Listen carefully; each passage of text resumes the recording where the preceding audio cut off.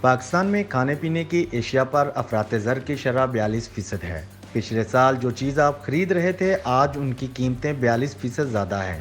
اس وقت غریب طبقہ مشکل سے دو چار ہے۔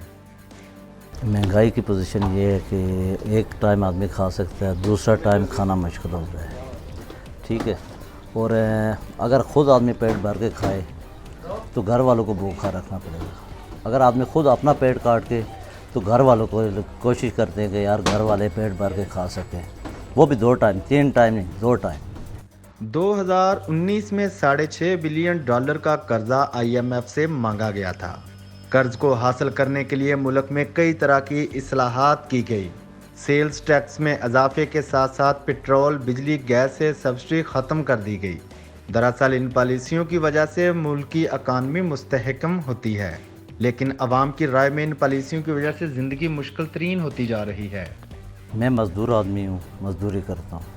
پوزیشن یہ ہے کہ ایک ٹائم کھانا ہمارے لیے ممکن نہیں ہے، باہر سے کھانا وہ افورڈ کرنا ہی مشکل ہو گیا۔ اچھا، یہ جو ٹیکس کر رہے ہیں یہ سب غریب پہ لاگو ہو رہے ہیں، امیر پہ لاگو نہیں ہو رہے، لیکن غریب پہ تو ٹیکس مسلسل بڑھتا جا رہا ہے نا۔ وہ کھانے پہ ٹیکس دے، کس چیز پہ ٹیکس دے؟ غریب پہ ہی ٹیکس ہے، باقی امیروں پہ ٹیکس نہیں ہے۔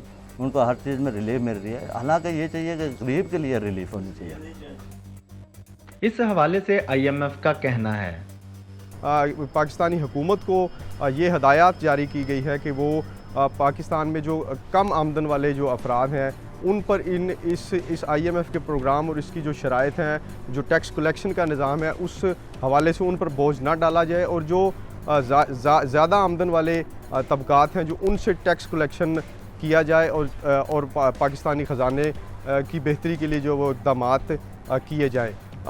گزشتہ دنوں امیر جماعت اسلامی سراج الحق صاحب کی ایک بڑی اہم سٹیٹمنٹ جو ہے وہ بھی سامنے آئی۔ 170 ارب کے لیے آپ کو IMF کے حوالے کیا کہ میرے ساتھ 18 افراد کا لسٹ ہے۔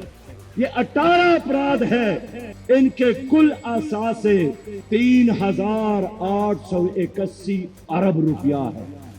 اس حوالے سے بھی حکومت کو چاہیے کہ وہ تحقیقات کرے، اور پاکستان کا نظام حکومت ہے اس پر عوام کا اعتماد بھی بحال ہو، ٹیکس کلیکشن کے نظام کو بھی بہتر کیا جائے، اور اس پر عوام کا اعتماد بھی بحال ہونا چاہیے تاکہ ملک کی معاشی صورتحال جو ہے وہ بہتر ہو سکے۔ جو بھی حکومت آ رہی ہے وہ یہی کہہ رہی ہے، یہی رونا رو رہی ہے کہ یار پچھلی گورنمنٹ نے یہ کی ہے۔ اگر یہ پچھلی گورنمنٹ نے یہ سب کیا ہے تو آپ اقتدار میں کیوں آئیں؟ اپنے ذاتی جھگڑے چھوڑیں، عوام کے بارے میں سوچیں کہ عوام کس طرف جا رہی ہے اور وہ مہنگائی کس طرف جا رہی ہے، عوام پس رہی ہے مکمل۔ کامران اور اس کی فیملی کو کچھ وقت ایسے ہی گزارنا ہوگا۔ عرفان جمیل ڈوگر، اسلام آباد۔